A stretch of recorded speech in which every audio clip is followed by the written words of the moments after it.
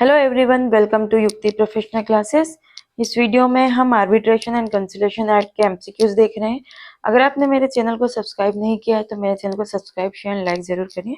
चलिए स्टार्ट करते हैं। फर्स्ट क्वेश्चन है, under section 37 of the arbitration and conciliation act 1996 which of the following orders are appealable. पूछा गया है कि धारा 37 में जो वर्णित है कौन कौन से इसमें आदेश अपील योग्य है। तो refusing to refer parties to arbitration under section 8, धारा 8 के तहत पक्षों को मध्यस्थता में भेजने से इनकार करना। बी है ग्रांटिंग और refusing an interim measure under section 17 और setting aside an arbitral award under section 34, ये सभी ही अपीलेबल है। तो ऑल ऑफ द अबव। धारा 37 के अनुसार कुछ विशिष्ट आदेशों के खिलाफ अपील की जा सकती है, जैसे कि धारा 8 के तहत मध्यस्थता के लिए इनकार, धारा 8 के तहत उपायों को मंजूरी देना अस्वीकार करना और धारा 34 के तहत मध्यस्थी निर्णय को रद्द करना। नेक्स्ट है, under section 38 of the act who is responsible for paying the deposit for arbitration cost. मतलब जो आर्बिट्रेशन की प्रोसेस होती है, प्रोसीडिंग होती है, उसमें जो कॉस्ट लगती है उसको पे करने के लिए मतलब कौन जिम्मेदार होता है, किसकी लाइबिलिटी होती है, ये पूछा गया है। तो यहाँ पर जो है दोनों पक्षों की समान रूप से होती है, बोथ पार्टीज इक्वली। धारा 38 के अनुसार मध्यस्थता लागत के लिए जमा राशि दोनों पक्षों द्वारा समान रूप से देय होती। यदि कोई एक पक्ष भुगतान करने में विफल रहता है तो दूसरा पक्ष पूरी जमा राशि कर सकता है, अन्यथा मध्यस्थ न्यायाधिकरण कार्यवाही को निलंबित या समाप्त कर सकता है ना। तो जब तक कॉस्ट का पेमेंट नहीं किया जाएगा तब तक प्रोसीडिंग आगे नहीं बढ़ेगी। नेक्स्ट है, under section 39 what happens if an arbitral tribunal refuses to deliver the award due to unpaid cost. अब कॉस्ट पे नहीं करी, इसके कारण क्या हुआ कि जो आर्बिट्रल ट्राइब्यूनल है उसने डिसीजन देने में, अवार्ड देने से मना कर दिया। तो फिर क्या होगा, the court can order the tribunal to deliver the award after payment into the court. फिर ये होगा कि कोर्ट में पेमेंट करने के बाद जो ट्राइब्यूनल है वो ऑर्डर देगी। तो यहाँ पे कोर्ट ऐसे इस तरीके का ऑर्डर कर सकता है। सेक्शन 39 के अनुसार यदि मध्यस्थ न्यायाधिकरण लागत भुगतान न होने के कारण निर्णय देने से इनकार करता है तो संबंधित पक्ष न्यायालय से आवेदन कर सकता है। न्यायालय आवश्यक भुगतान लेने के बाद निर्णय जारी करने का आदेश दे सकता है। नेक्स्ट है, according to section 37 subsection 3 can a second appeal be filed against an order passed in appeal under the section. तो पूछा गया है कि क्या मतलब धारा 37 के 3 के अनुसार अगर कोई अपील में आदेश दिया गया तो क्या उसकी दूसरी अपील हो सकती है। तो यहाँ पे दिया है no second appeal is barred, second appeal नहीं हो सकती है। धारा 37 सबसेक्शन 3 स्पष्ट रूप से यह कहती है कि इस धारा के तहत पारित अपील के आदेश के खिलाफ दूसरी अपील नहीं की जा सकती, हालांकि सर्वोच्च न्यायालय में अपील करने का अधिकार सुरक्षित रहता है। नेक्स्ट है, what happen to the unexpended balance of deposits after termination of arbitral proceeding under section 38। तो धारा 38 के अंतर्गत जो कार्यवाही समाप्त हो गई है तो उसके बाद जो पैसा डिपॉजिट जो मतलब यूज नहीं हुआ, अनएक्सपेंडेड हुआ है, तो उस राशि का क्या होता है। तो ये जो है it is return to the parties और पार्टीज कंसर्न, जो भी इससे संबंधित पक्षकार है उनको वापस कर दी जाती है। धारा 38 के अनुसार मध्यस्थी कार्यवाही समाप्त होने के बाद मध्यस्थ न्यायाधिकरण प्राप्त जमा राशि का लेखा जोखा प्रस्तुत करता है और किसी भी अप्रयुक्त शेष राशि को संबंधित पक्ष या पक्षों को वापस कर देता है। Next, which of the following statement is true regarding the arbitration agreement in case of the death of a party. अगर पार्टी की डेथ हो जाती है तो मतलब इनमें से क्या स्टेटमेंट आर्बिट्रेशन एग्रीमेंट से रिलेटेड, क्या स्टेटमेंट सही होगा, इसके बारे में पूछा गया है। तो the arbitration agreement remains unenforceable by or against the legal representative of the deceased. तो ये जो है इसके मतलब पार्टीज अगर नहीं रही तो यहाँ की पार्टी की डेथ हो गई है तो फिर लीगल रिप्रेजेंटेटिव उसकी जगह आ जाएगा। तो the arbitration agreement remains enforceable by or against the legal representative of the deceased. तो धारा 40 बोलता है the death of party does not discharge the arbitration agreement, instead it remain enforceable by or against the legal representative of deceased. धारा 40 के अनुसार if an arbitrator is appointed by a party who later dies, है ना, arbitrator को appoint किया गया है party ने और वो पक्ष भी मर जाता है, तो what happen to the arbitrator's mandate, तो फिर मतलब फिर जो आर्बिट्रल है उसका क्या होगा, मतलब उसका टाइम पीरियड के लिए क्या होगा कार्यकाल का।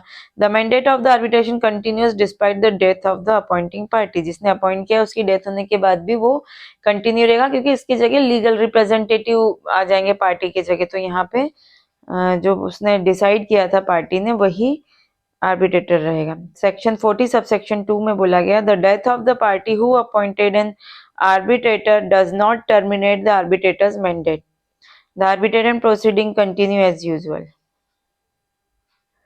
Next, what happen when an insolvent person is a party to an arbitration agreement and the receiver adopts the contract, मतलब अगर आर्बिट्रेशन एग्रीमेंट हुआ है, उसका कोई पार्टी है वो इंसॉल्वेंट हो गया है ना, और जो रिसीवर है उस यहाँ पे रिसीवर अपॉइंट कर दिया गया है इंसॉल्वेंट पर्सन के बिहाफ पे, तो फिर क्या होगा, तो यहाँ पे मतलब आर्बिट्रेट जो है एग्रीमेंट है वो चालू रहेगा कि नहीं, तो the arbitration agreement remains enforceable against the receiver, तो अब वहां पे रिसीवर के विरुद्ध चलेगा। डेथ के केस में लीगल रिप्रेजेंटेटिव और इंसॉल्वेंट के केस में रिसीवर के केस के अगेंस्ट चलेगा। According to section 41, if the receiver adopts the contract, the arbitration agreement remains enforceable by or against the receiver, ensuring that disputes are resolved even in case of insolvency। ठीक है, तो insolvency के case में भी यहाँ पर dispute का resolve होगा। नेक्स्ट है which court has jurisdiction over arbitral proceedings once an application under the arbitration act has been made. एक बार अगर आर्बिट्रेशन की एप्लीकेशन फाइल कर दी गई है, ठीक है, तो जो आर्बिट्रेशन की प्रोसीडिंग है वो उस किस न्यायालय के क्षेत्राधिकार में होगा, मतलब वहां पे कौन कौन सा न्यायालय है, तो only the court where the first application was made, तो केवल वह न्यायालय जहाँ पहली बार आवेदन दायर किया गया था वही उसका जुरिडिक्शन होगा। तो धारा 42 के अनुसार एक बार किसी न्यायालय में मध्यस्थता से संबंधित आवेदन दायर कर दिया गया तो वही न्यायालय पूरी प्रक्रिया के दौरान अधिकार क्षेत्र रखेगा और कोई अन्य न्यायालय हस्तक्षेप नहीं कर सकता है। Next, which of the following is true about the confidentiality of arbitral proceeding, जो मध्यस्थता की कार्रवाई है उसकी कॉन्फिडेंशियलिटी मतलब गोपनीयता के बारे में कौन सा कथन यहाँ पे सही बताया गया है, तो गोपनीयता अनिवार्य है सिवाय उस स्थिति के जब अवार्ड लागू करने के लिए इसका खुलासा आवश्यक है, मतलब confidentiality is mandatory except for the award if required for enforcement.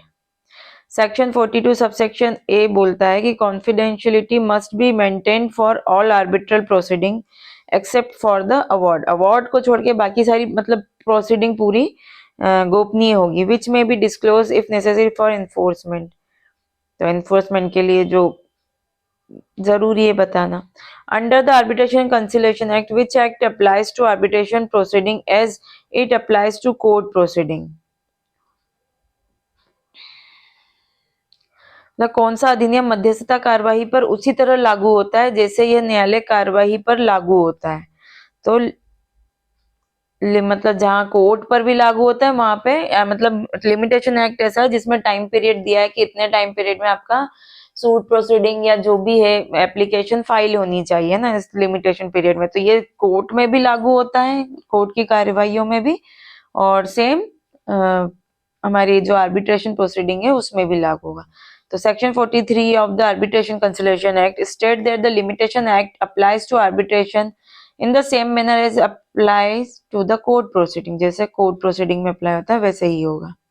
According to section 43 subsection 2, when is an arbitration deemed to have commenced, कब मध्यस्थता शुरू मानी जाएगी, ठीक है, तो on the date mention in section 21, जिस तारीख को धारा मतलब धारा सेक्शन में मेंशन किया गया है उस तारीख को। Section 43 subsection 2 of the act specifies that arbitration is deemed to have commenced on the date referred to in section 21 of the act। 43 subsection 2 के अनुसार मध्यस्थता उस तारीख को शुरू मानी जाएगी जो धारा 21 में उल्लेखित है। Section 21 states that arbitration begins when the respondent receives a request for arbitration from the claimant।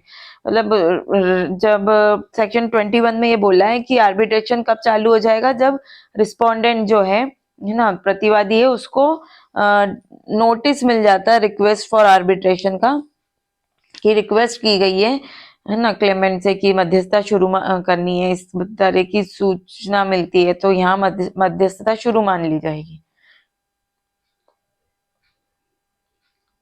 What power does the court have if the arbitration agreement sets a time limit for filing claims, but undue hardship may be caused due to expiry of that time limit? मतलब यहाँ पे जो arbitration agreement है उसमें एक time period दे दिया है कि इस टाइम में एप्लीकेशन फाइल करना है, लेकिन वो टाइम पीरियड खत्म हो गया है और उसके बाद कुछ ऐसे हार्डशिप आती है, मतलब कुछ कठिनाइयां ऐसी आ जाती है, मतलब टाइम लिमिट एक्सपायरी होने के कारण, है ना, तो फिर कोर्ट क्या कर सकता है, मतलब एप्लीकेशन फाइल ही नहीं करी उस टाइम तक, तो कोर्ट क्या कर सकता है, the court can extend the time limit if justice demand it. तो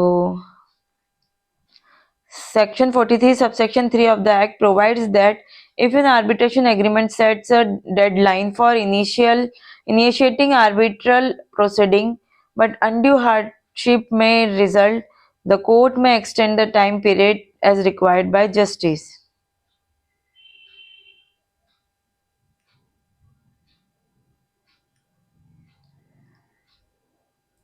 Next, according to section 43B, who is responsible for establishing the Arbitration Council of India? है ना, तो ये जो परिषद है आर्बिट्रेशन काउंसिल ऑफ इंडिया, तो ये कौन स्थापना के लिए जिम्मेदार होता है, कौन इसका वैसे बनाता है, तो सेंट्रल गवर्नमेंट बनाती है। Section 43B of the act states that the central government shall establish the arbitration council of India through a notification in the official gazette। Official gazette में इसके बारे में देकर एस्टेब्लिश किया जा सकता है। Where is the headquarter of the arbitration council of India located? तो जो ये काउंसिल है वो कहाँ पर लोकेटेड है, ये दिल्ली में लोकेटेड है। Section 43B subsection 3 of the act states that the head office of the arbitration council of India shall be at Delhi। Delhi में होगा। चलिए आज के लिए इतना ही, मिलते हैं नेक्स्ट वीडियो में। Thank you.